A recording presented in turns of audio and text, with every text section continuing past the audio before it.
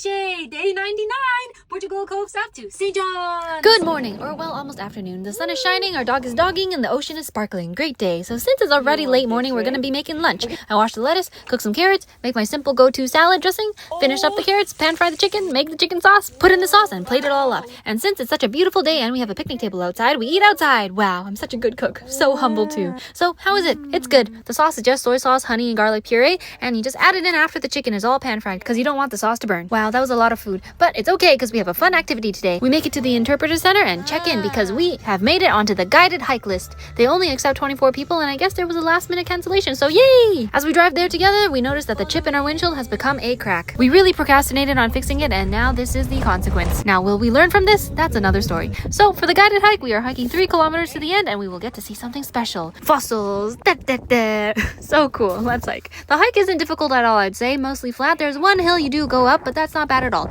On the way, we learned that the fossils we were going to see are 565 million years old, and they were scientifically discovered by geology students doing a survey. I say scientifically because local people knew of these funny rocks for a long time, but just didn't know they were fossils. Also, we learned that this land is still used for hunting and berry picking, and that these red berries we've been seeing all throughout Newfoundland are called marsh berries and are edible. Almost no flavor, maybe mildly sweet. Now, these trees here are locally known as the tuckamore, evergreen trees that are stunted by the wind and grow all tucked together to be protected. Cute! Because of the Irish heritage of the region, kids are often told not to go through the tuckamore and to go around because fairies would be living there and would steal your shoes. Alright, let's get going now. And here we are! So the reason why this is a guided hike is because they want to protect this area. We are allowed to walk on the surface and even touch the fossils, but we have to remove our shoes and wear socks. So if you come, bring extra socks in case the surface is wet, and also tight socks so they don't roll under your feet. And look, this is so cool! There were 2 slabs of seafloor to stand on, one older than the other, and you can notice the younger one is more detailed because of less erosion and also differences in the species of these ancient animals due to the course of evolution and the extinction. Though most of these look plant-like, they've concluded that they are not because these creatures were on the seafloor without light to photosynthesize and thus could not be plants.